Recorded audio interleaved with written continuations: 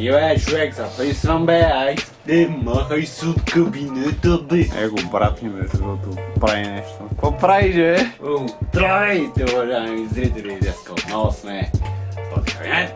Дошли в моята стая. Ето го компютъра, на който искахте ревю.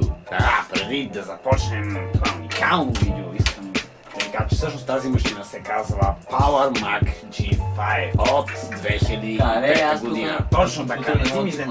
Мъкни бе! Точно така, не си мислете, че тази машина е нещо супер, ще ни изненада с някаква страхотна графична и процесорна мощ и изчислителна мощ като цяло. Значи днешният тест е да видим колко точно добре може да се представи тази малка машинка.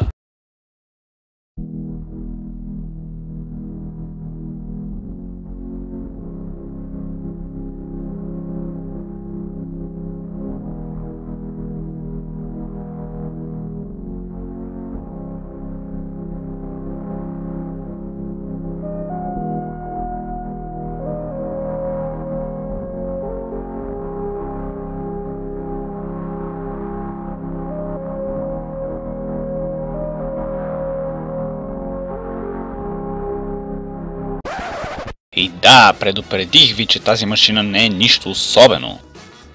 И това са нашите параметри, изобщо не знам дали ви харесват, на мен не ми харесват. Както виждаме, тук има два процесора PowerPC G5, всеки от който е с по едно ядро, значи общо имаме две ядра. И сигурно ще викате, значи щом с това процесор, значи нещо уникално ще е това, значи нещо е много бърза тази машина. Но всъщност тази машина изобщо не е бърза. Имаме само 1 GB RAM, 4 плочки по 256 МБ, DDR1 или просто DDR. Ето е нашата видеокарта GeForce FX 5200 с 64 МБ вградена памет. Уоу! Имам толкова на лаптопа си.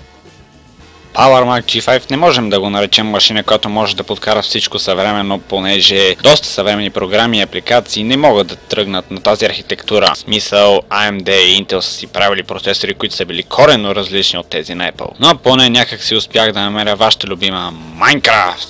За съжаление, това беше единствената работеща версия, която успях да намеря, но и това ни е достатъчно. Сложих абсолютно всички видеонастройки на минимум, за да изкараме максимум FPS от тази машина, като той варираше най-често между 25, 30 и 35 FPS при различните обстановки. После сложих всички видеонастройки на абсолютния максимум, за да видим и така как се справя машината. При това играта направих и на фулскрин, защото DV не беше, и изкарахме плачевни резултати. После сложих играта на малък екран и така вървеше една идея по-добре.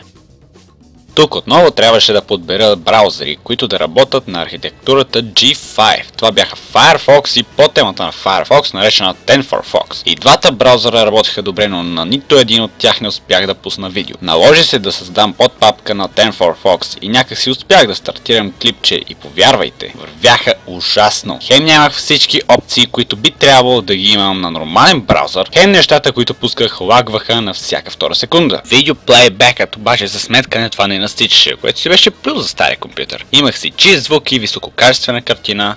Чакай малко, звука ми беше заглушен от шумните вентилатори. Явно това, което правих, не му харесваше.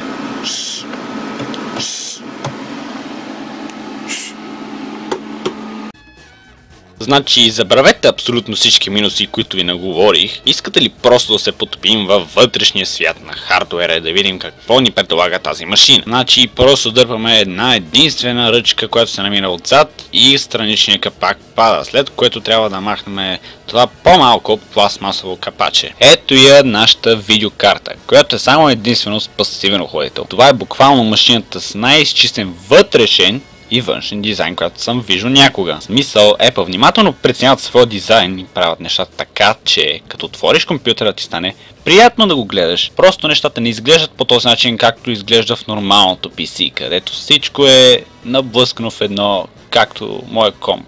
Гора от кабели. Ето да речем, искате да си смените хард диска. Просто бутате палче А и палче Б нагоре, махате SATA захранващия и SATA кабел за данни и вече сте готови да измъкнете тази част. Искате да си сложите втори хард диск. Просто използвате ето тези болчета, специално предвидени за това, защото се използват като крачета, за да се плъзгат по шаси парзалката, бутате го навътре, пускате палчето, свързвате кабелите и сте готови.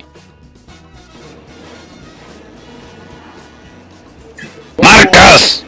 О, забравих да си свърша клипа. Значи, уважаеми зрители, заключението ми към тази машина е така. Първо да кажа, изредих основните неща на тази машина. Но по-добре нека да не изпадаме в подробности. Ако имате една такава машина, наречена PowerMac G5, съветът ми е: отървете се от нея колкото се може по-скоро. Мисъл, окей, това е Apple машина. Би трябвало да е feature proof, което означава да издържа доста дълго време. Сигурно е било така. От 2003, защото всъщност серията G5 е от 2003, свършва 2009, 2010, 2009 някъде там свършва. Както казах, машината има два процесора, които са със скоростта на...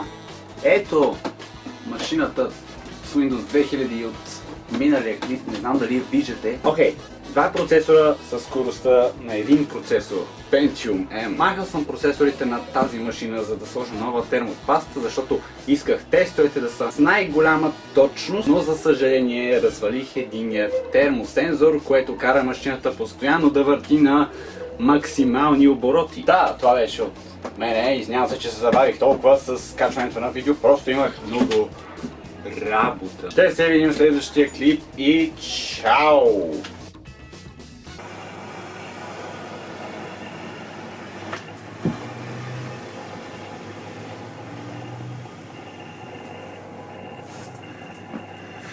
Изпросихте си ревюто!